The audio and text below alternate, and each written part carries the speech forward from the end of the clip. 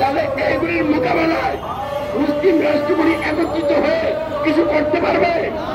Iran যে হুমকি দেয়, এই হুমকি দিয়ে তারা কিছু করতে পারবে না, কারণ ইরানও ধ্বংস হওয়ার পথে এসে গেছে।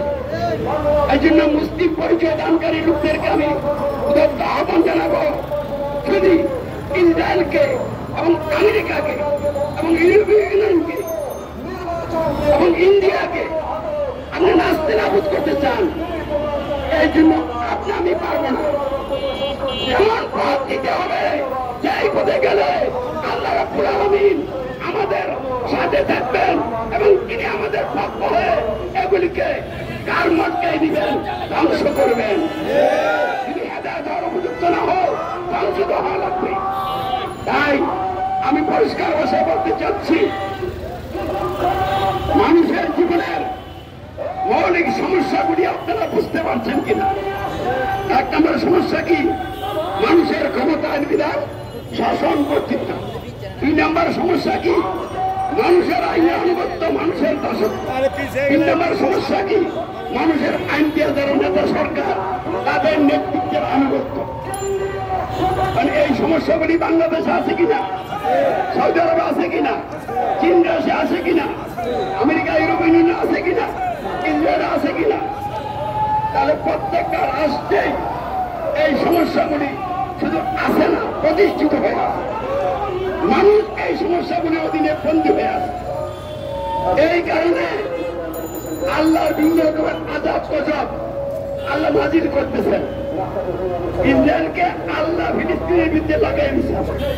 ফিলিস্তিনি মুসলমান সহ সারা পৃথিবীর মুসলমানগুলিকে কিছু অপরাধের শাস্তি হিসাবে আল্লাহ এই গজব দিচ্ছেন। এর অর্থ এই না যে ইসরায়েলকে আল্লাহ ছেড়ে দিবেন।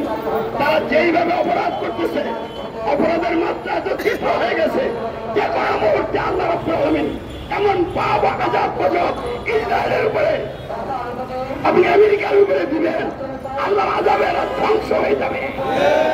সেদিন ইসলামের বিজয় হবে ইনশাআল্লাহ। ইসলামী সমাজের নেতৃত্বে, অর্থাৎ মানুষের সার্বভৌমত্ব বিধান কর্তৃত্বের বিরুদ্ধে বিদ্রোহ করে একমাত্র আল্লাহর সার্বভৌমত্ব বিধান কর্তৃত্বের প্রতি ঈমান এনে, এই ঈমানের ভিত্তিতে যারা জীবনের ঝুঁকি নিয়ে আল্লাহর উপর ভরসা করে আন্দোলন এবং সংগ্রামে নামবেন, তাদের মাধ্যমে এই বিরল শক্তিগুলিকে আল্লাহ সাইজ করে ফেলবেন ইনশাআল্লাহ। আর বাংলাদেশে আমরা ইসলামী সমাজ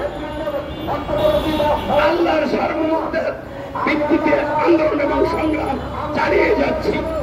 এই জন্য আওয়ামী লীগ, বিএনপি, জাতীয় পার্টি, বাংলাদেশ জামাত ইসলামী, ইসলামী আন্দোলন বাংলাদেশ, খেলাফত মজলিস সহ যত দল আছে, আপনাদেরকে আমি প্রেস ক্লাবের এই সামনের রাস্তা থেকে বিশেষ মানববন্ধন আহ্বান করছি।